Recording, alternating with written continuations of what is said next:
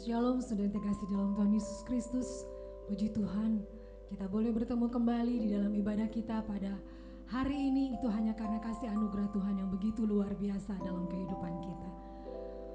Mari dengan ungkapan syukur, dengan rasa sukacita, kita mau menyembah, menghadap hadirat Tuhan. Karena kasih anugerahnya yang begitu luar biasa bagi kehidupanmu. Sampai dengan saat ini kita boleh ada sebagaimana kita ada. Mari sama-sama kita menaikkan syukur kita pada hari ini. Terima kasih ya Bapa untuk berkat-Mu yang begitu luar biasa dalam kehidupan kami. Sukacita, damai, sejahtera Tuhan senantiasa limpahkan dalam kehidupan kami. Sampai saat ini Bapa, penyertaan Tuhan tidak pernah lalu dalam kehidupan kami. Kami sungguh merasakan bahwa sungguh besar kasih setia-Mu dalam kehidupan kami. Terima kasih ya Yesus. Inilah setiap kami dengan keberadaan kami masing-masing pada hari ini. Kami mau datang kepadamu. Kami mau sujud di bawah kaki-Mu Tuhan. Menyembah Engkau Allah yang agung. Allah yang raja di atas segala raja. Allah yang besar. Allah yang telah memberkati kehidupan kami sampai dengan saat ini. Terima kasih Yesus. Hanya di dalam nama Tuhan Yesus kami sudah berdoa, bersyukur kepadamu. Haleluya. Amin. Mari naikkan rasa syukur-Mu pada hari ini. Nah, sungguh besar kasih setia Tuhan dalam kehidupan kita. Kasih-Nya tidak pernah lalu dalam kehidupan kita. Selalu ada dan selalu baru setiap hari.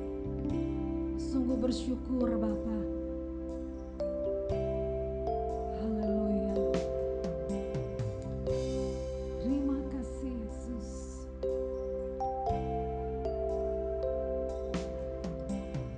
Sungguh besar setia-Mu, nyata di sepanjang hidupku. Darah-Mu telah layakkan kehidupanku.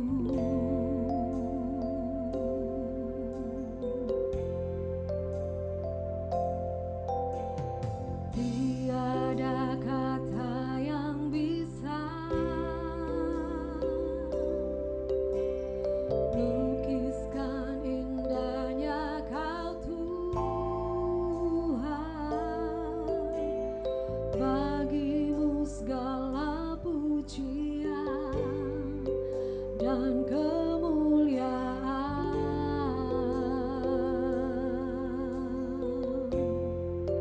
Ku tinggikan Engkau Tuhan, melebihi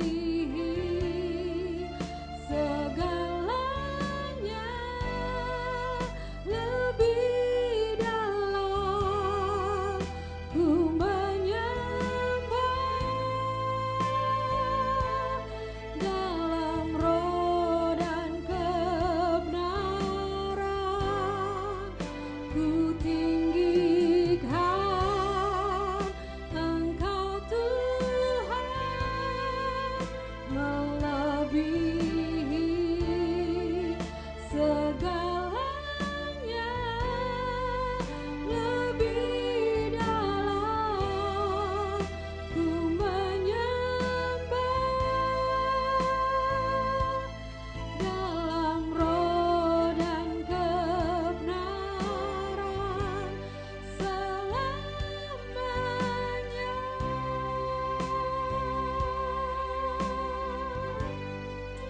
Sungguh besar Engkau Tuhan, sungguh besar setia-Mu, nyata di sepanjang hidupku. Darah-Mu telah layakkan kehidupanku.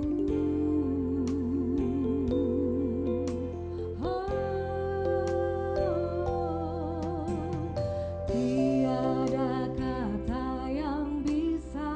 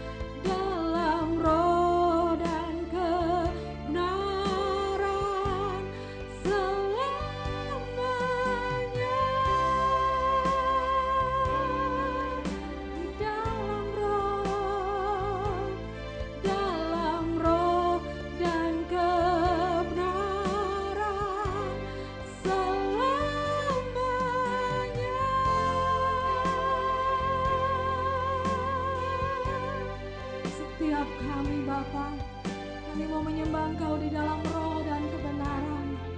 Kami terus mau tinggikan Engkau Tuhan. Haleluya.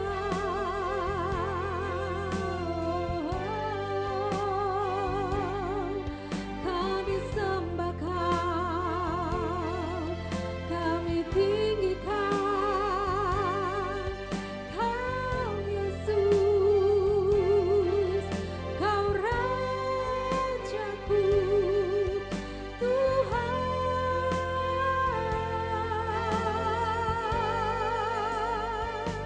Kami sembah Kau Allah yang hidup. Kami sembah Engkau Rajaku. Haleluya, haleluya. Terpuji namamu, Engkau Rajaku. Yesus Tuhan, Yesus Tuhan. Kami sembah Kau Rajaku, sebab Engkau baik, Kau sangat baik. Terima kasih. Syukur kami padamu Tuhan, syukur kami padamu. Haleluya.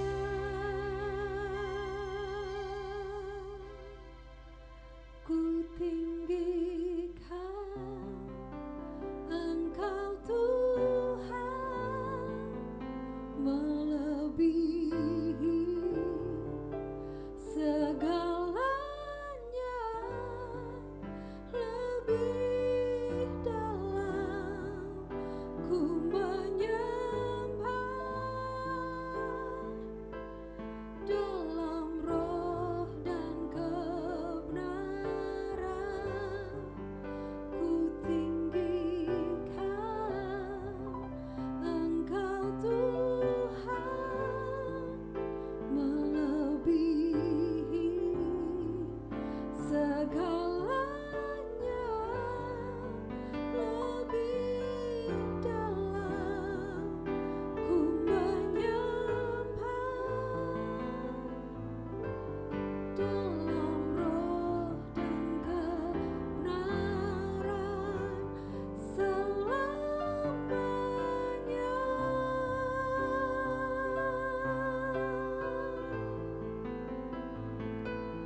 Dalam roh dan kebenaran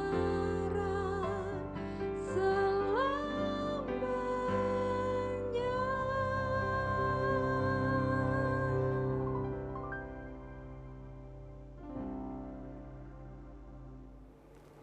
Mari kita berdoa. Bapa, kami bersyukur, kami berterima kasih pada hari Minggu ini Tuhan kembali mempertemukan kami secara online, khususnya bagi jemaat GSKI Hati Bapa, Pondok Indah, dan Bogor. Tuhan, kami hanya menantikan firman-Mu diberitakan, dan kami tahu melalui firman-Mu hidup kami diubahkan. Tuhan, kami telah mempersiapkan diri. Oleh karena itu kami mohon Kau memberkati kami dengan kebenaran firman-Mu. Di dalam nama Tuhan Yesus kami berdoa dan mengucap syukur. Amin. Shalom, selamat pagi Bapak Ibu Saudara, terlebih khusus jemaat GSKI Hati Bapa, Pondok Indah dan Bogor dimanapun Anda berada. Senang sekali secara online ini pertama kali saya berjumpa dengan Bapak Ibu Saudara, walaupun kita tidak berjumpa secara offline, namun Roh Kudus mempersatukan kita. Bapak Ibu Saudara, hidup yang sekarang kita jalani ini, sebenarnya hidup ini adalah sebuah kesempatan yang luar biasa mahal. Mengapa demikian?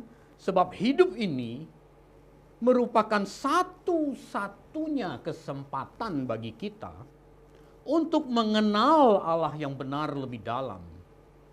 Jadi Bapak Ibu Saudara, berapapun usia kita, di sisa umur hidup kita ini merupakan satu-satunya kesempatan bagi kita untuk mengenal Sang Pencipta, untuk mempersiapkan diri kita masuk dalam kekekalan abadi bersama Dia.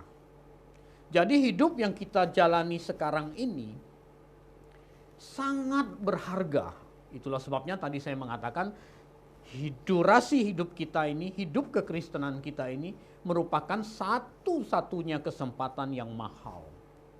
Bapak Ibu Saudara, dulu saya tidak mengerti hal ini. Saya seperti banyak orang. Saya tidak mengerti akan berharganya hidup. Saya hanya menjalani hidup karena saya terlahir, lalu saya lihat orang melakukan apa, saya juga ikut, saya tidak peduli akan kekekalan. Nah, banyak orang tidak menghargai, bahkan tidak lagi bisa menghargai hidup ini. Sebab banyak orang berpikir hidup ini merupakan tujuan akhir. Yang hanya satu kali, dulu saya juga berpikir demikian.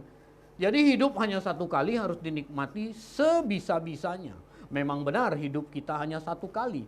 Itulah sebabnya di kesempatan yang mahal ini, yang hidup hanya satu kali ini, harus kita gunakan seoptimal mungkin untuk mengenal Allah yang benar. Supaya kita bisa melakukan apa yang Dia mau. Sesungguhnya Bapak Ibu Saudara, hanya firman Tuhan yang benarlah yang dapat mencelikkan mata rohani kita. Ketika kita menjadi Kristen, sesungguhnya fokus hidup kita harus mulai kita ubah. Itulah sebabnya Bapak Ibu Saudara, hidup kita harus memiliki fokus hidup yang benar. Betapa pentingnya kita memeriksa diri dan mendeteksi diri kita masing-masing, apakah fokus hidup kita sudah benar atau belum. Sebab kalau dia bergeser saja, kalau menyimpang itu udah terlalu jauh Bapak Ibu Saudara. Bergeser 1 mili atau 1 inch saja, nggak akan sampai ke tempat tujuan. Anda bisa bayangkan, kita mau berangkat dari bandara, mau berangkat ke sebuah kota, katakanlah ke Denpasar. Dari bandara di Jakarta, kalau itu pilot, fokusnya bergeser atau titik fokus pesawat itu bergeser 1 inci saja dari titik berangkat, dia tidak mungkin bisa mendarat di Bandar Udara Ngurah Rai. Mungkin dia mendarat di laut, atau mungkin dia mendarat bukan di landasan pacu.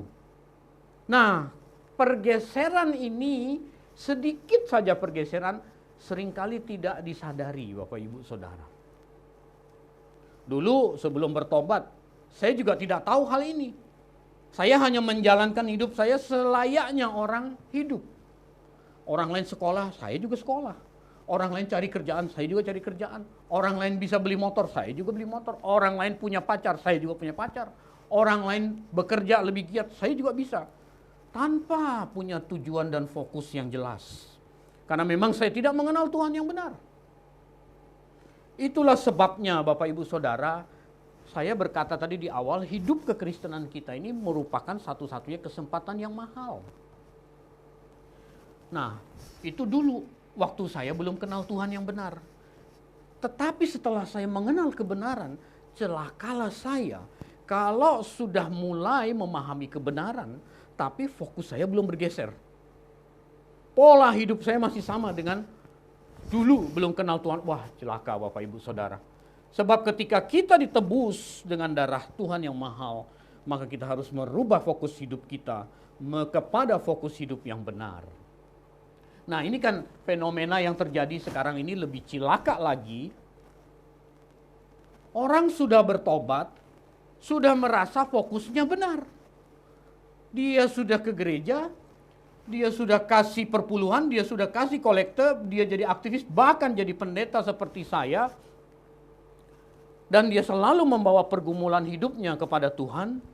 Namun sesungguhnya fokus hidupnya belum bergeser dari pola hidup lama. Nah, ini lebih celaka Bapak Ibu Saudara. Beberapa kali saya berada di jalan tol kalau saya nyetir sendirian Bapak Ibu. saya itu suka ambil jalur yang paling kanan karena memang saya bawa mobil itu kecepatan selalu tinggi. Santai sesantai-santainya bisa tinggi juga lagi kecepatan. Nah seringkali kalau waktu masih pagi gitu, terutama hari Minggu pagi kalau saya pergi ke satu tempat untuk pelayanan, itu jalanan sepi tol. Suka ada mobil di kanan jalannya pelan. Seringkali saya kasih lampu nggak bergeming orangnya. Lalu saya pikir dalam hati, ini orang yang nyetir ini, dia pikir dia sudah benar jalurnya. Mungkin kecepatannya di bawah 100, dia pikir jalurnya sudah benar. Padahal ada mobil yang lebih kencang di belakang, harusnya di jalur tengah. Kan sering ditulis tuh jalur kanan hanya untuk mendahului atau kencang. Nah, banyak orang Kristen tuh begitu, udah ke gereja, sudah aktif, bahkan jadi pendeta, dia pikir dia sudah fokusnya hidupnya udah benar. Tetapi selama fokus hidupnya masih tertuju pada dunia ini dan kenyamanannya, itu belum bergeser Bapak Ibu Saudara. Belum bergeser. Lalu fokus yang benar itu bagaimana? Fokus yang benar itu mari kita buka Alkitab kita, Roma 12 ayat 2. Roma pasalnya ke-12 ayat 2. Saya bacakan. Janganlah kamu menjadi serupa dengan dunia ini. Kalau masih serupa dengan dunia ini, fokus belum bergeser. Itulah sebabnya karena kita mengenal kebenaran, maka kita jangan serupa lagi dengan dunia ini. Orang-orang dunia menjadikan dunia ini sebagai tujuan akhir, sehingga mereka berkata hidup cuma sekali, harus dinikmati seoptimal mungkin. Tetapi berubahlah oleh pembaharuan budimu, sehingga kamu dapat membedakan mana kehendak Allah, mana yang bukan. Apa yang baik menurut Allah, apa yang tidak baik menurut Allah. Yang berkenan kepada Allah dan yang tidak berkenan kepada Allah, bahkan yang sempurna menurut Allah dan yang tidak sempurna menurut Allah. Ini fokus hidup yang harus diubah, Bapak Ibu Saudara. Janganlah kamu menjadi serupa dengan dunia ini. Dulu kita serupa dengan dunia, tetapi ketika mengenal kebenaran kita jangan serupa dengan dunia ini lagi. Mengapa jangan serupa dengan dunia? Karena fokus kita harus pindah kepada kekekalan, bukan kepada dunia hari ini. Tidak menjadikan dunia ini dengan segala keindahannya sebagai tujuan akhir. Itu fokus harus berubah. Sebab Tuhan menciptakan seluruh dunia dan seluruh isinya ini, seluruh keindahannya ini, bukan untuk menjadi tujuan akhir manusia, tapi hanya sebagai sarana dan alat bagi manusia untuk mengalami perjumpaan secara pribadi dengan diri Allah sendiri. Jadi seluruh keindahan dunia, segala fasilitas yang Tuhan sediakan, hanya menjadi sarana dan alat bagi kita untuk mengalami perjumpaan dengan Dia. Tujuan kita adalah hidup bersama dengan Dia. Jadi mari kita pertanyakan kepada diri kita sendiri. Saya bisnis ini tujuannya apa ya? Saya berkeluarga tujuannya apa ya? Saya aktif di gereja tujuannya apa ya? Mari kita tanya pada diri kita masing-masing. Jangan-jangan tujuan kita masih di dunia ini. Oh, supaya keren pelayanan, supaya ngetop, supaya diundang sana sini jadi pendeta top. Itu masih fokusnya masih dunia, Bapak Ibu Saudara. Sekalipun dia pendeta, dia belum mengarahkan fokus hidupnya kepada Tuhan. Itu belum bergeser, Bapak Ibu Saudara. Nah, Bapak Ibu Saudara, kuasa kegelapan terus berupaya supaya manusia menjadikan dunia ini sebagai tujuan. Entah kita sadar atau tidak, yang namanya konsumerisme, materialisme, itu dipakai oleh iblis untuk menelikung orang-orang percaya. Konsumerisme adalah sebuah paham atau gaya hidup yang menganggap barang-barang mewah sebagai ukuran kebahagiaan. Jadi nggak bahagia gitu kalau nggak pakai tas yang asli merek tertentu harga 200 juta ke atas, itu rasa nggak bahagia gitu. Sekalipun dia beribadah ke gereja, kalau dia pakai tas yang bukan yang itu, dia rasa nggak bahagia. Itu konsumerisme. Dia menganggap sebuah gaya hidup yang menganggap barang-barang mewah itu sebagai ukuran kebahagiaan. Padahal kebahagiaan kita di dalam Tuhan. Kalau kita bisa memindahkan fokus ini, Tuhan senang dengan orang-orang demikian. Lalu materialisme adalah sebuah paham gaya hidup yang mengutamakan kebendaan. Bapak Ibu Saudara, entah kita sadar atau tidak, dua hal inilah dipakai oleh iblis untuk menjatuhkan manusia dan menjadikan dunia ini sebagai tujuan akhir manusia. Maka iblis menawarkan fasilitas-fasilitas yang yang mewah, yang nyaman. Bapak Ibu, saya mau katakannya, iblis tidak mencegah orang Kristen ke gereja, tetapi dia akan mencegah orang percaya merubah fokus hidup kepada kekekalan abadi. Dia cegah. Maka dia dengan tipu dayanya itu melalui konsumerisme dan materialisme. Cara inilah yang iblis gunakan waktu dia mencobai Tuhan Yesus di Lukas 4 ayat 5 sampai 8. Ketika Tuhan Yesus dicobai oleh iblis.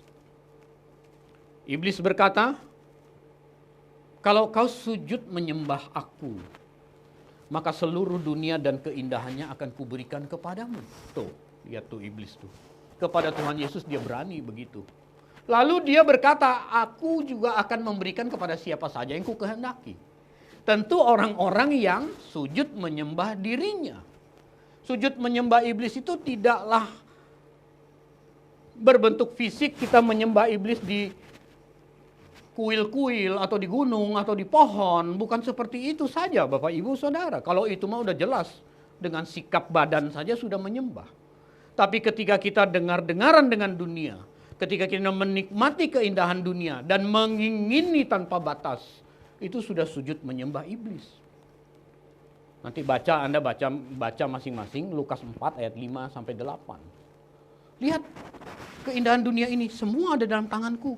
Kalau kamu mau sujud menyembah aku aja, semua akan jadi milikmu. Kamu akan nikmati semua keindahan itu. Dan aku akan memberikan kepada siapa saja yang ku kehendaki, tentu yang sujud menyembah dirinya. Padahal fokus hidup Tuhan Yesus itu jelas ada di Yohanes 4 ayat 34. Makananku ialah melakukan kehendak Bapa dan menyelesaikan pekerjaannya. Itu fokus hidup Tuhan Yesus. Iblis berusaha menelikung dengan konsumerisme dan materialisme. Tetapi maha besar Tuhan kita tidak gagal. Tuhan Yesus berkata, ada tertulis engkau harus menyembah Tuhan Allahmu dan hanya kepada Dia engkau berbakti. Bapak, Ibu, Saudara, berapa banyak kita yang selama ini dibelokkan oleh materialisme dan konsumerisme. Kita merasa, oh bukan iblis kok itu, saya ke gereja kok. Saya ke gereja minta kok doa, minta kepada Tuhan, ada pergumulan ini itu minta terus, minta lagi dan minta lagi. Tanpa disadari itulah sujud menyembah iblis walaupun pakai Tuhan Yesus. Kan yang kita minta itu harus kita pikir dulu sesuai nggak dengan kehendak Tuhan baru kita minta. Bukan boleh minta suka-suka kita. Nah, sampai beberapa waktu yang lalu saya merasa sudah tidak bersekutu dengan kuasa gelap. Saya ini kan petobat baru Bapak Ibu. Saya bertobat 2005. Jadi 2005 ke bawah saya bukan Kristen. Jadi ketika saya bertobat mengenal kebenaran, lalu saya merasa saya tidak menyembah iblis. Saya tidak bersekutu dengan kuasa gelap lagi karena saya ke gereja, karena sudah mulai jadi aktivis, karena saya sekolah teologi, bahkan saya udah jadi pendeta. Tapi saya tanya lagi sama diri saya, apa benar saya sudah tidak sujud menyembah iblis? Sebab mengingini kenikmatan dunia berlebihan saja itu sudah sujud menyembah iblis. Bapak, Ibu, Saudara, ketika fokus hidup kita masih tertuju pada dunia ini dan kenyamanannya, sesungguhnya kita masih tersesat. Fokus hidup kita belum berubah. Mungkin keluarnya kelihatan sudah ke gereja, sudah dibaptis selam, ditandai dengan sertifikat baptisan, sudah ke gereja, sudah pelayanan, bungkus luarnya sudah kelihatan. Tapi mari kita perkarakan dalam hati kita masing-masing. Apakah fokus hidup kita sesungguhnya sudah berubah atau belum? Yang bisa menjawab itu diri kita dan Tuhan tahu. Orang lain tidak bisa melihat. Karena kita bisa menipu lewat packaging luar. Tapi dari hati kita yang paling dalam, mari kita perkarakan hari ini. Apakah fokus hidup kita sudah berubah? Saya katakan tadi di awal, hidup kekristenan yang kita jalani sekarang ini satu-satunya kesempatan. Tidak ada kesempatan lain. Disinilah kesempatan terbaik kita untuk memeriksa diri kita apakah fokus hidup kita sudah bergeser kepada kekekalan atau belum, atau masih kepada dunia ini. Bapak Ibu Saudara, kita harus mendeteksi diri kita masing-masing. Kita harus dengan rendah hati berperkara secara pribadi dengan Tuhan. Apakah aku masih memiliki unsur sujud menyembah iblis? Walaupun aku sudah puluhan tahun jadi Kristen. Tapi kok aku lihat tetangga ganti mobil, kok aku masih pingin juga ya, jadi iri hati juga ya. Itu hati-hati Bapak Ibu Saudara. Loh Pak, emangnya nggak boleh punya mobil Pak? Nggak boleh, kan itu memacu kita untuk nabung juga Pak, hidup lebih berkualitas. Kalau itu bagianmu, silakan, berperkaralah dengan Tuhan. Kalau itu bukan bagianmu, akhirnya engkau memaksa diri, kredit. Hati-hati. Apalagi masa pandemik seperti ini. Banyak pertumbuhan ekonomi kita saja stagnan. Banyak perusahaan tutup, banyak orang menjadi pengangguran. Pelaku-pelaku bisnis usahanya menjadi lesu. Jadi kalau itu bukan bagian kita, jangan kita ingini. Bapak Ibu Saudara, perlu dan sangat perlu kita memeriksa diri kita masing-masing. Walaupun sudah terjadi orang Kristen, tetapi ini harus kita update terus. Terikat pada sesuatu secara berlebihan, melebihi Tuhan, itu sudah sujud menyembah iblis. Bapak Ibu Saudara, kalau kita mau lebih teliti mencermati hidup orang, kadang-kadang saya melihat orang itu hari Senin sampai hari Jumat, dia bisnis, tapi sebenarnya dalam bisnisnya itu dia bohongin orang, dia nipu orang.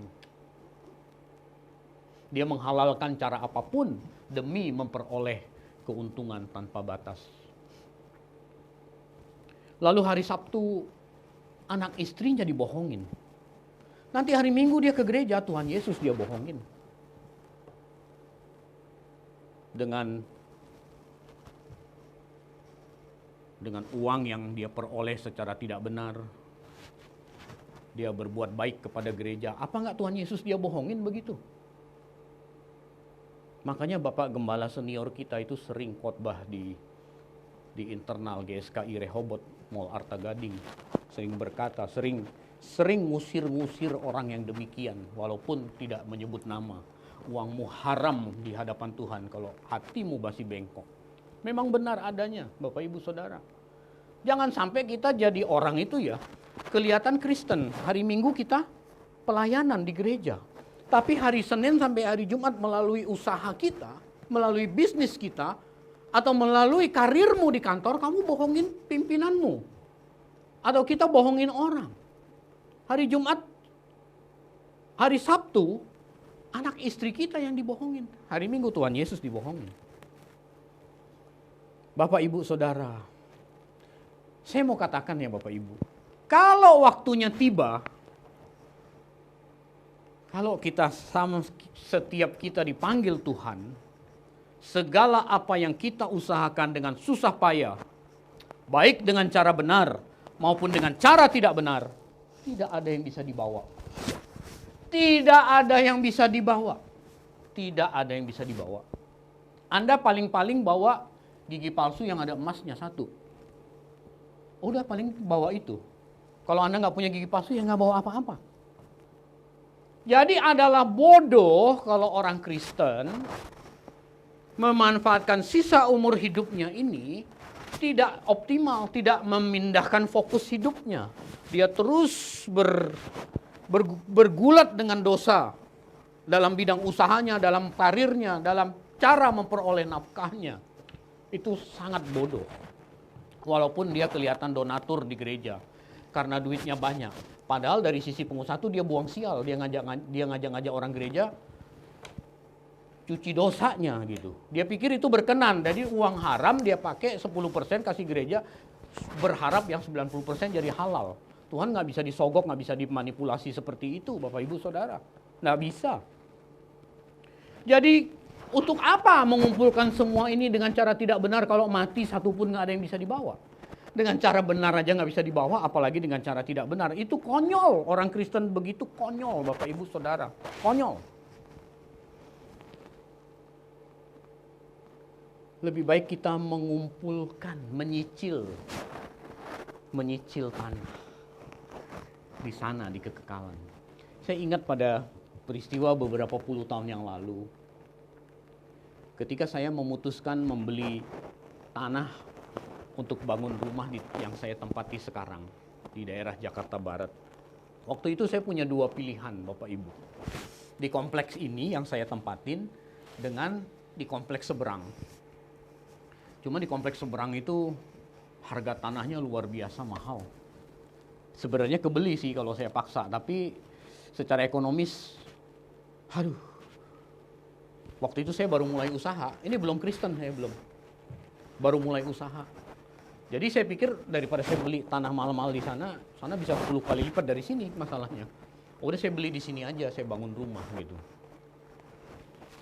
Nah, sampai beberapa tahun yang lalu, mungkin saya pernah cerita kepada Bapak Ibu Saudara kepada jemaat GSKI Pondok Indah kayaknya pernah. Sampai beberapa tahun yang lalu ketika anak saya lahir dan mulai sekolah umur 3-4 tahun gitu, istri saya kan nganterin anak saya sekolah di komplek yang sana itu yang bagus itu komplek elit, benar-benar elit di situ. Mall ada 2, sekarang ada 3, rumah sakit ada, sekolah banyak. Kalau tempat saya ya komplek perumahan mewah gitu, mepet sawah gitu, makanya murah tanahnya. Nah, istri saya mulai komplain waktu itu, kenapa dulu nggak beli yang di sana? Anak kita sekolah saya ini macet sekali katanya. Padahal kalau nggak macet itu antar anak sekolah paling 15 menit lah. Karena macet bisa sampai 40 menit gitu. Terus istri saya bilang, di sana itu ada tanah. Pas menuju ke sekolah anak saya itu katanya ada tanah, ada pelang dijual. Hubungi nomor handphone sekian gitu. Saya bilang coba aja tanya harganya berapa sekarang gitu. Dulu aja udah mahal banget gitu. Coba tanya berapa gitu. Nah, istri saya semangat. Dia tanya, malamnya dia bilang, dia sebut, saya udah tanya tuh tanah tuh. Dia mau jual harga sekian, lebih tinggi lagi dari berapa tahun yang lalu. Buset, mahal bener, udah gak kebeli lah. Bisa, saya memaksa diri bisa. Tapi untuk apa gitu. Tapi dari situ saya belajar, saya berpikir gitu. Dari beberapa hari kemudian, giliran saya yang ngantar anak saya ke sekolah. Karena istri saya ada halangan. Pas saya lagi nyetir, saya lewat situ, saya lihat tuh pelang tuh. Dijual, hubungi nomor sekian gitu. Nyes juga hati saya. Sekarang udah mahal begini, udah pasti agak berat lah mau kebeli. Coba waktu saya milih yang ini, jangan-jangan rumah saya di sini sekarang gitu. Agak kesel banget gitu. Harusnya rumah saya ini di sini gitu. Ya udahlah, udah mahal banget. Malamnya saya ngomong sama istri saya. Tadi saya lihat tuh tanah, saya bilang. Mulai besok kita nyicil tanah. Wah, senang istri saya. Yang itu? Jauh, bukan yang itu. Yang itu masih bisa ada pencuri, ada rampok. Ini tanah yang bakal kita cicil itu, mall buka 24 jam. Keamanan dijamin 24 jam, saya bilang. Jadi you mau belanja apa saja ada 24 jam kapanpun. Keamanan dijamin, tidak ada bencana, tidak ada banjir, bebas maling, bebas apapun. Makin senang istri saya. Di mana? Saya bilang di langit baru, bumi baru, saya bilang. Alah kamu, kata dia. Ya ini serius, saya bilang. Tadi pagi saya lihat tanah itu, saya nyesal. Tapi saya belajar satu hal. Kalau sekarang saya tidak mulai cicil, mungkin sampai sana saya nggak punya tanah jadi gembel, saya bilang. Mari kita mulai mencicil, Bapak Ibu Saudara. Peristiwa yang sederhana itu mengingatkan saya. Bahwa kalau kita tidak mulai merubah fokus hidup kita, lalu tidak mengerjakan keselamatan kita, bahaya Bapak Ibu. Kalau sekedar cuman tanah yang itu, Bapak Ibu maaf ya, itu peristiwa berapa tahun yang lalu. Hari ini saya sudah beli bahkan yang lebih mahal dari itu di komplek yang lebih bagus. Maaf, saya harus bukan mau nyombongin diri, tapi saya sudah beli dan memang berencana tahun depan mau dibangun rumah. Kalau hanya itu masih bisa diupayakan Bapak Ibu. Tapi kalau kekekalan kita nggak punya, nama kita tidak ada, bahkan tidak punya coupling di sana. Aduh, kata Alkitab, dibuang ke tempat yang gelap hanya ada kertak gigi dan ratap tangis Bapak Ibu. Itulah sebabnya sisa umur hidup kita ini loh. Ini merupakan sebuah hidup yang sangat berkualitas dan luar biasa mahal. Karena di sisa umur kita ini, kita harus berusaha memindahkan fokus kita kepada kekekalan abadi. Bukan kepada perkara dunia yang sementara. Ada banyak ajaran, kelihatannya bagus, tetapi justru menawarkan orang kepada fokusnya kepada dunia ini yang sementara. Justru itu tidak merubah fokus hidup orang. Bapak, Ibu, Saudara, apapun yang kita miliki, suatu hari kita lepaskan. Itulah sebabnya mari kita renungkan hidup kita. Mau ngapain sih? Lihat orang punya bukan bagian kita, enggak masalah. Harusnya begitu. Bapak, Ibu, Saudara, kalau gitu kita nggak boleh punya materi dong Pak. Kita nggak boleh kaya. Oh, salah, keliru. Kalau memang itu bagian kita. Kekayaan itu adalah hasil usaha yang menyenangkan hati Tuhan, lalu Tuhan memberkati. Nah, itu tambahannya, semua akan ditambahkan. Cari dahulu kerajaan Allah. Jadi kekayaan diperoleh itu bukan dengan cara apa saja, lalu kita bisa nipu orang, lalu kita jadi kaya. Itu tidak menyenangkan hati Tuhan. Yang menyenangkan hati Tuhan adalah kita berusaha di jalan Tuhan. Kantor kita, bisnis kita, warung kita, toko kita, karir kita menjadi sarana memuliakan Tuhan. Sehingga nama Tuhan dipermuliakan, lalu bonusnya kita dikasih materi. Itu yang benar Bapak, Ibu, Saudara. Bukan berarti kita nggak boleh kaya Bapak, Ibu. Tapi kalau kita berusaha dengan di jalan Tuhan, kita taat pada kehendak Tuhan, kita menyenangkan hati Tuhan, Tuhan kasih bonus itu, manfaatkan seoptimal mungkin untuk memuliakan nama Tuhan. Nah, inilah yang namanya mengumpulkan harta di surga. Jangan seperti orang dunia. Berubahlah oleh pembaharuan pikiran kita. Jangan begitu ada peluang bisnis, otaknya udah mau nipu orang. Otaknya udah mau licikin orang. Berusahalah di jalan Tuhan secara benar dan Tuhan pasti kasih bonusnya. Tapi jangan kita kejar bonusnya. Jadikanlah tempat usaha kita itu menjadi sarana kita memuliakan Tuhan. Kalau Tuhan belum kasih bonusnya, ya udah enggak apa-apa. Pertanyaannya buat renungan kita Bapak, Ibu, Saudara. Apakah kita sudah menyenangkan Tuhan dengan materi yang Tuhan berikan kepada kita? Atau selama ini kita ke gereja supaya Tuhan kasih kita materi buat menyenangkan hati kita sendiri? Itu pertanyaan harus kita renungkan Bapak, Ibu, Saudara. Mengumpulkan harta di surga berarti tidak menjadikan dunia ini dengan segala keindahannya sebagai tujuan akhir. Tetapi kita menjadikannya sebagai sarana untuk hidup kekal. Bapak, Ibu, Saudara, inilah pengharapan kita, yaitu Yerusalem baru. Mari kita buka 1 Petrus 1 ayat 3. 1 Petrus 1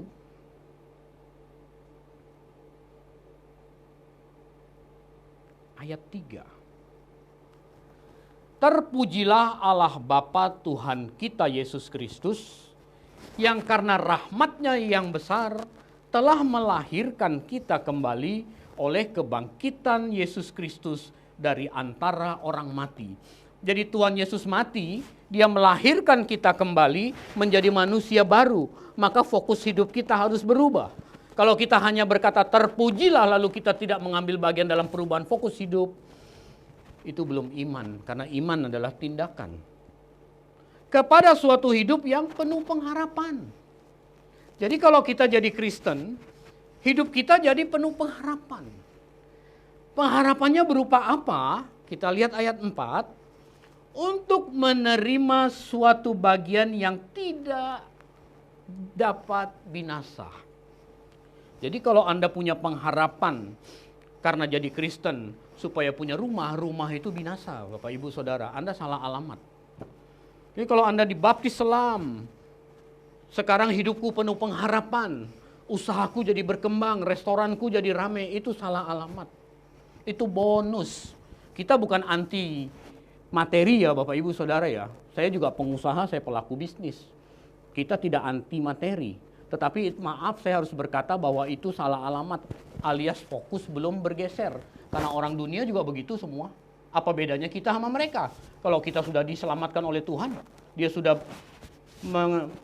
mengorbankan dirinya dengan darahnya yang mahal. Lalu apa bedanya kita dengan mereka? Kalau fokus kita masih kepada yang dapat binasa. Untuk menerima suatu bagian yang tidak dapat binasa, yang tidak dapat cemar, dan yang tidak dapat layu. Apa itu? Yang tersimpan. Ini bukan tersimpan di bank sebagai deposito Bapak Ibu. Ini sesuatu yang tersimpan di surga bagi kita. Betapa bahagianya kabar gembira ini Bapak Ibu. Kalau kita mampu menghayati ini seril, senyata mungkin, maka karakter hidup kita pasti akan berubah dari waktu ke waktu. Oh iya, cara bisnisku harus benar karena fokus hidupku pada pengharapan hidup kekal itu. Kalau aku begini, aku belum tentu dapat bagian yang sudah dipersiapkan. Percuma aku jadi Kristen. Kan begitu Bapak Ibu Saudara. Jangan sampai kita kehilangan fokus yang benar itu. Kalau orang kehilangan fokus, saya pakai istilah yang ngetren itu pasti selingkuh Bapak Ibu Saudara. Pasti selingkuh. Orang yang serumah, suami istri serumah, itu bisa loh selingkuh. Banyak cerita dan banyak kisah dan banyak fakta realitas bertahun-tahun salah satu pasangan selingkuh kepada pasangan lain padahal sah resmi di rumah. Bapak Ibu, kalau rumah itu kita jadikan gereja, orang begitu aktif datang ke gereja, yakin semuanya nggak selingkuh? Kalau fokus dia bergeser dari kekekalan, dia ke gereja dengan fokus dunia hari ini, itu selingkuh Bapak Ibu. Serumah loh, ke gereja loh, selingkuh. Jadi kalau fokus Anda bergeser dari kekekalan, itu pasti selingkuh. Itu pasti selingkuh. Akhirnya kekristenan dijadikan sambilan, bukan hal yang utama. Gimana itu Kristen sambilan? Ya dia ke gereja hari Minggu. Ketemu berkomunitas dengan teman-temannya, hahi, makan-makan, dengar firman, tapi hidup nggak berubah. Yang mabok ya tetap mabok. Yang minum minuman keras juga nggak berhenti-berhenti gitu. Tapi hari Minggu ke gereja. Ah, ini selingkuh Bapak Ibu Saudara, hati-hati. Dia merasa nikmat hidupnya kalau bersama teman-temannya mabok-mabokan. Apalagi cara bisnis yang tidak benar. Wah, Pak Pendeta kayak bisnis lu udah benar aja. Saya udah tahu yang benar dan mati-matian saya mau benar Bapak Ibu Saudara. Dan saya dalam kapasitas ini menjadi juru bicara Tuhan memberitakan yang benar. Saya tidak mungkin mendowngrade kebenaran. Oh boleh, nggak apa-apa kalau belum bisa gitu. Nggak bisa. Kebenaran ya kebenaran. Tapi hari Minggu ke gereja, itu yang saya maksud selingkuh tuh. Tinggal serumah loh, bisa bertahun-tahun selingkuh ke pasangannya. Datang ke gereja, orang Kristen menyembah Yesus sebagai juru selamat. Tapi fokusnya bukan kepada Tuhan, fokusnya kepada dunia hari ini. Cara bisnisnya, cara dia bergaul, dan lain sebagainya. Lebih cilaka lagi dia ke gereja dengan motivasi ingin meraih kekayaan supaya tokonya laris, supaya tendernya gol, supaya dia memperoleh rumah yang bagus, dia bisa ganti mobil mewah dan lain sebagainya. Dia memanfaatkan kuasa Tuhan di situ. Ah, itu jelas sudah selingkuh Bapak Ibu Saudara. Harusnya pengharapan kita hanya Yerusalem baru itu. 1 Petrus 1 ayat 4 tadi. Yang tersimpan di surga bagi kamu. Bapak Ibu Saudara, kita adalah makhluk yang jauh lebih unggul dari makhluk apapun yang Tuhan ciptakan di atas muka bumi ini. Manusia itu makhluk yang dahsyat dan unggul. Sebab di dalam diri manusia ada unsur kekal dari Allah. Ada nesyamah, ada roh dari Allah yang dihembuskan dalam diri manusia. Itulah sebabnya manusia itu disebut makhluk kekal. Roh yang Tuhan hembuskan itu suatu hari harus kembali kepada Tuhan. Karena itu manusia disebut makhluk kekal. Maka manusia itu pasti berhadapan dengan resiko kekekalan. Resiko kekekalan.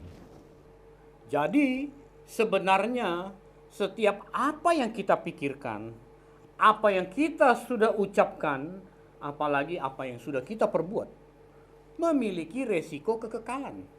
Itulah sebabnya Bapak Ibu Saudara, bagi kita yang sudah menerima anugerah keselamatan, seluruh fokus hidup kita harus mengarah pada resiko kekekalan yang positif. Jadi bisnisnya gereja itu, kalau boleh pinjam kata bisnis itu, harus hanya membawa jemaat pada perubahan fokus hidup. Tadi saya datang ke tempat ini, saya menggunakan map secara elektronik. Saya belum pernah datang ke tempat ini, dan saya menggunakan map di handphone saya, dan saya nyampe di tempat ini. Nah, harusnya gereja begitu. Seperti map, Google Map, menunjukkan arah kepada jemaat tuh sana tuh, ayo sana, ini salah, ini nyimpang, udah salah, ayo ada jalan alternatif, balik lagi gitu. Menyimpang makin jauh ada alternatif karena tujuan kita ke sana gitu. Bukannya bawa udah belok terus saja, nggak usah balik, bukan. Harusnya tugas gereja tuh seperti map, Bapak Ibu Saudara, menuntun setiap jemaat kepada perubahan fokus hidup. Nah, Bapak Ibu Saudara sekalian, mari kita memanfaatkan sisa umur hidup kita ini, yang tentu kita tidak tahu kapan kita akan mati. Sebab yang namanya kematian itu, dia datang begitu mendadak. Dia bisa terjadi di mana saja, kapan saja, dengan cara apa saja. Bisa. Sering kita dengar teman kita, wah ternyata dalam usia yang masih relatif muda sudah meninggal dipanggil Tuhan. Jadi kematian itu tidak pandang bulu, Bapak Ibu Saudara. Dan Injil Lukas juga menunjukkan 2 kali bahwa orang muda juga bisa mati mendadak. Jadi kematian itu bukan hanya milik orang yang sudah tua dan berusia lanjut, tapi kematian itu milik setiap manusia yang hidup. Jadi begitu Anda hidup, lahir seorang bayi, dia udah punya risiko kekekalan. Dan kapan saja dia bisa meninggal, bisa mati. Bapak Ibu Saudara, mari kita manfaatkan sisa umur hidup kita yang kita tidak tahu kapan tiba. Sebisa-bisanya kita memahami firman Tuhan yang benar. Kita belajar firman Tuhan yang orisinil, yang benar. Lalu kita juga belajar untuk melakukan firman itu, mempraktekkan firman itu dalam hidup kita. Nah, itu artinya kita sedang mengumpulkan harta di surga. Banyak orang tuh bebal, makanya Alkitab berkata sebab itu janganlah kamu bebal. Bebal tuh begini, sudah mengerti itu salah tapi masih dilakukan. Sudah mengerti itu melukai hati Tuhan tapi diulangi terus. Oh tenang, nanti Tuhan mengampuni, nanti Tuhan memaafkan. Saya udah katakan tadi Bapak Ibu Saudara, Tuhan itu setia dan adil.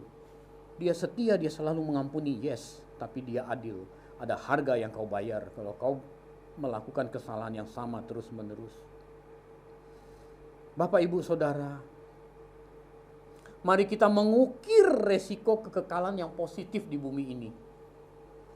Jadi begitu bangun tidur, aduh, aku mau mengukir resiko kekekalan yang positif.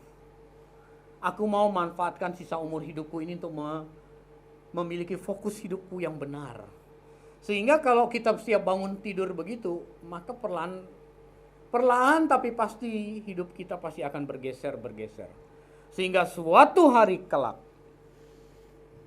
kita akan berjumpa Tuhan dalam kekekalan abadi bersama-sama dengan Dia. Amin untuk firman Tuhan. Mari kita tundukkan kepala. Kalau Anda bisa berdiri, mari kita berdiri.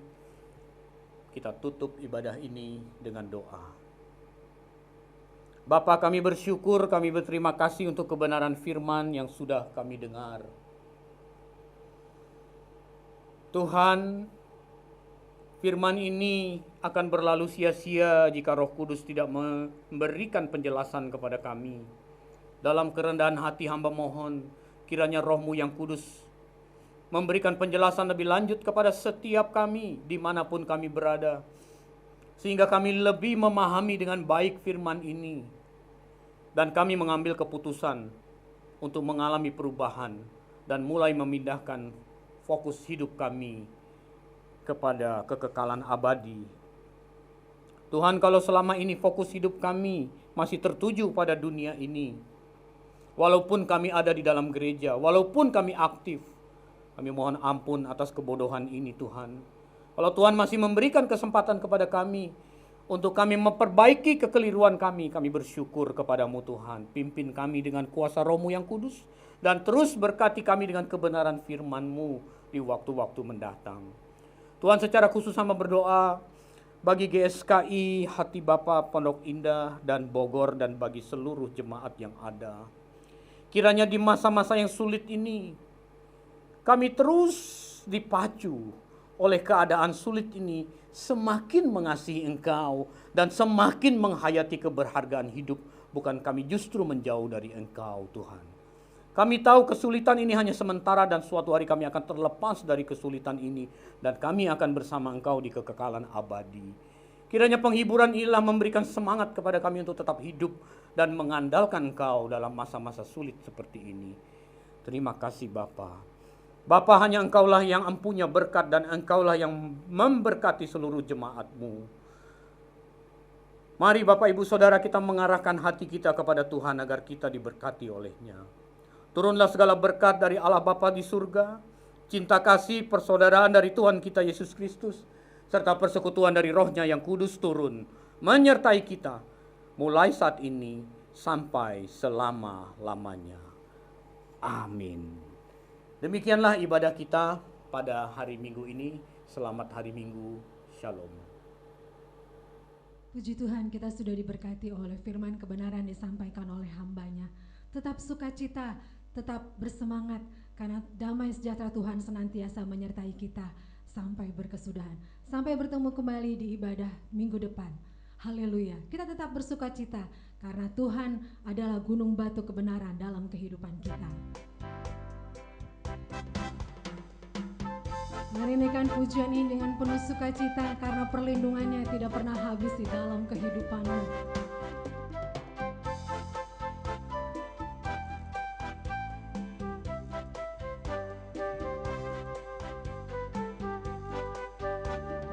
Badai topang dunia, Tuhanlah perlindunganmu.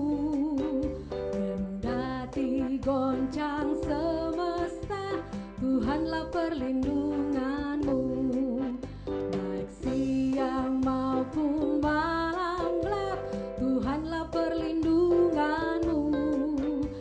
Niscaya takutmu lenyap, Tuhanlah perlindunganmu. Ya Yesus, gunung batu di dunia, di dunia, di dunia. Ya Yesus, gunung batu di dunia, tempat berlindung yang teguh. Ya Yesus, gunung batu di dunia, di dunia, di dunia. Ya Yesus, gunung batu di dunia, tempat berlindung yang teguh. Tuhanlah tempat perlindungan kita dan kekuatan kita. Mari kita percaya kepadanya. Haleluya. Dan biar badai menyerang, Tuhanlah perlindunganmu. Padanya kau tetap tentram, Tuhanlah perlindunganmu. Ya Yesus, gunung batu di dunia, di dunia, di dunia. Ya Yesus, gunung batu di dunia, tempat berlindung yang teguh. Ya Yesus, gunung batu di dunia, di dunia, di dunia. Ya tempat berlindung yang teguh, tempat berlindung yang teguh, tempat berlindung yang teguh.